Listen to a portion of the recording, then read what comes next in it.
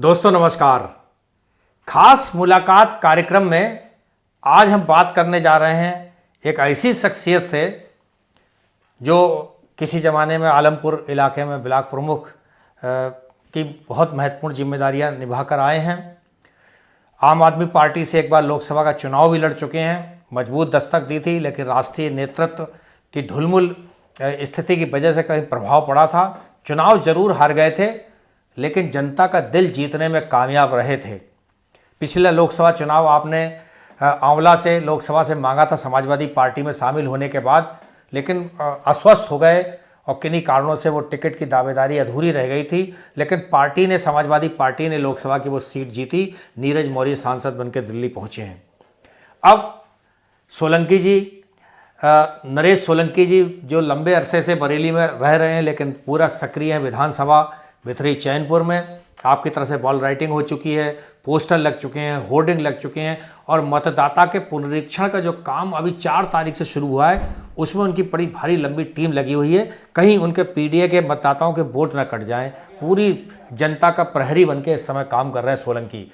ऐसे सोलंकी से हम बात करने आए हैं जो मजबूत दावेदार हैं। किस उद्देश्य से, किस तैयारी के साथ आप भितरी चैनपुर में उतरना चाहते हैं, क्या है उद्देश्य, इन तमाम विषयों पर बातचीत करने से पहले सबसे पहले जानेंगे। सोलंकी जी, हमारे दर्शक आपको देख रहे हैं, सबसे पहले आपका परिचय जानेंगे। बहुत धन्यवाद आपका। थोड़ा हमारे दर्शकों और को परिचय। सभी जो दर्शक देख रहे हैं उनका भी आभार और बहुत बहुत स्वागत।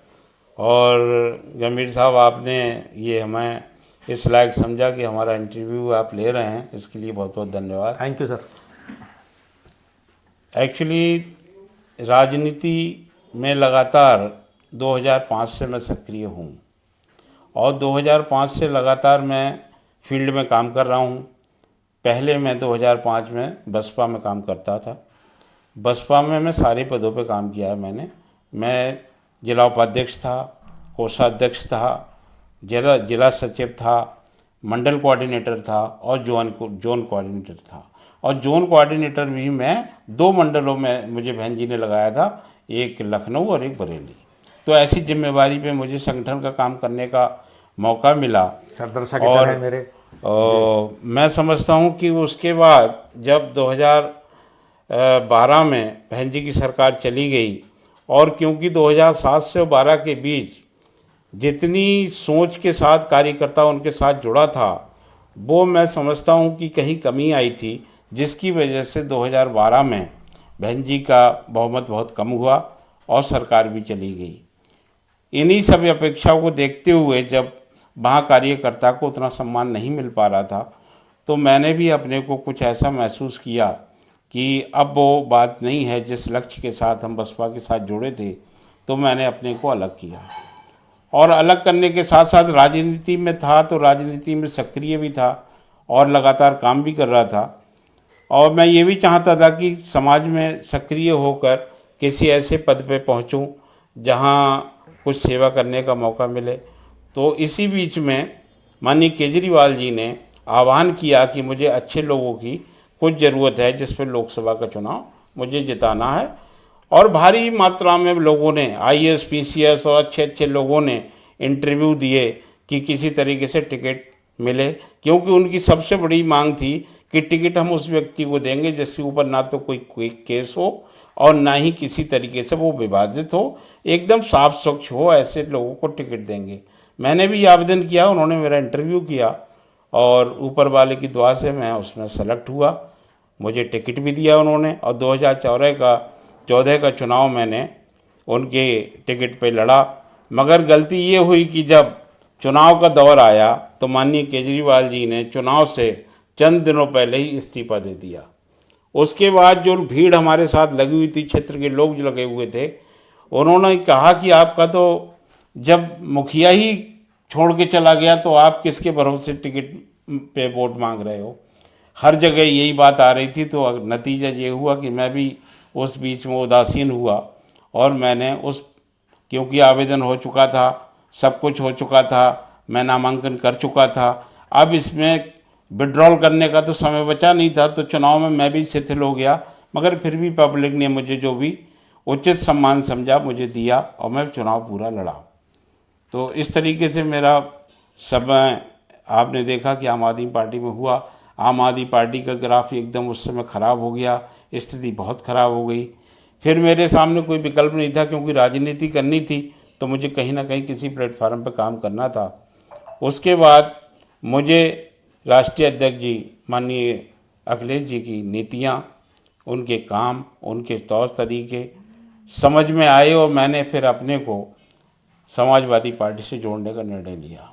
14 में आप समाजवादी पार्टी 14 में मैं फिर राष्ट्रीय अध्यक्ष जी की विचारधारा को देखते हुए और मैंने 2014 में समाजवादी पार्टी को ज्वाइन कर लिया और तब से लेके लगातार मैं पार्टी में काम कर रहा हूँ। मैंने टिकट भी मांगा, 2017 में टिकट मांगा, 2022 में भी मैंने आवेदन मांगे थे, माननीय राष्ट्रीय अध्यक्ष जी ने उसमें आवेदन किया था, मगर उनका अपना निर्णय था कि किसी भी तरीके से कि पार्टी की सीटें जीतनी हैं, जो उचित लगा होगा वो उन्होंने टिकट दिया। मगर मैं अपना काम करता रहा, मैं लगातार चुनाव लड़ाता रहा और तैयारी करता रहा और मैंने 2027 का चुनाव लड़ने का मन बनाया है।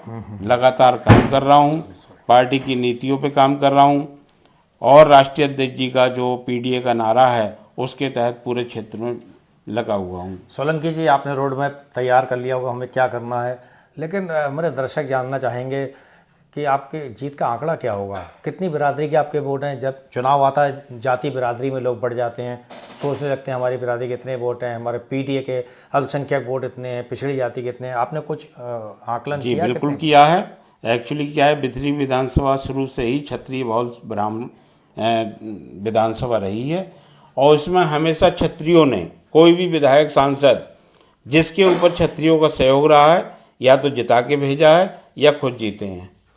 और मैं आपको बताऊं, क्षत्रिय समाज वहाँ लगभग 35,000 है और समाजवादी पार्टी की जहाँ तक बात रह गई, 3 बेस वोट तो उनके तैयार हैं।